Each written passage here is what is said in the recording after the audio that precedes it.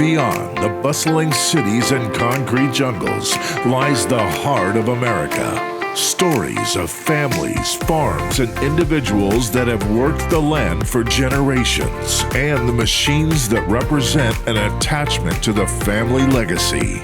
Steiner's Stories Across America is an adventure to uncover these stories and traditions that have played a part in making America so special.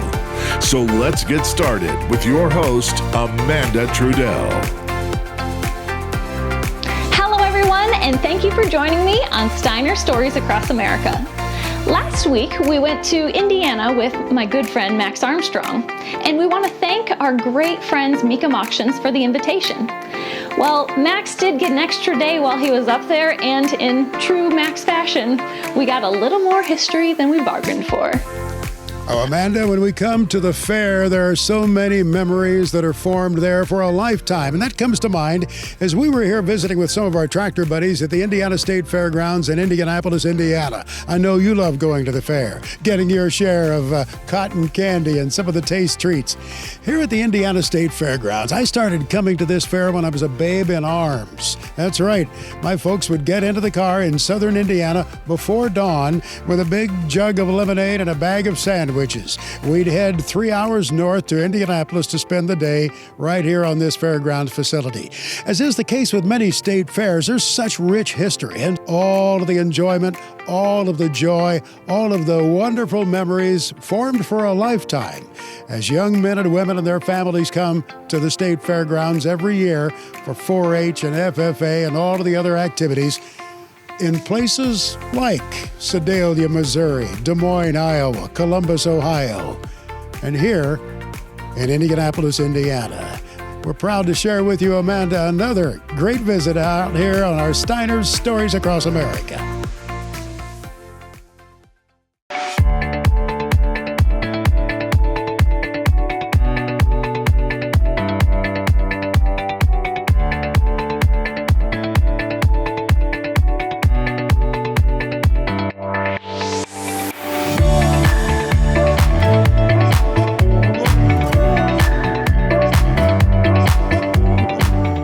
And as we travel across the country, many names of individuals come to mind. Of course, we've visited personally dozens of farms in every state in America over 5 decades of doing whatever it is that we've done.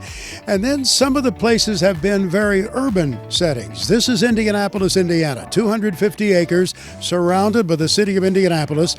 It's the State Fairgrounds in Indiana, where every year on parade you'll see the 4-H projects, the FFA folks are here, all of the young people bringing their exhibits to the state fair. The farm organizations using this as a showcase too to help explain agriculture's story to the people of the Indianapolis area and other cities as well. And names that come to mind, I'm here in Pioneer Village. This is what they call this part of the fairgrounds. It's teeming with activity every summer at fair time as the artisans come in, not only to sell things here, but there are demonstrations going on every hour of the day, showing old farm equipment. There will be dozens of old tractors lined up here as people from around the state of Indiana bring them to show them, just as I did some time ago. It's hard to visit this site without thinking of one gentleman, Mauri Williams. His name is on one of the plaques back here. Mauri came from Eastern Indiana. He was the executive director of the Purdue Agricultural Alumni Association for many years. We've always been farmers, and my dad was a good farmer. I never really wanted to be anything else. I went to World War II and came back and went to Purdue to study agriculture, to be a farmer. Well, I should have found out maybe about that stage that being a hard-working, dirt-digging farmer maybe wasn't the thing that I could do best. But I went back to the farm nonetheless and joined in with my dad on a nice 320-acre farm in Wayne County.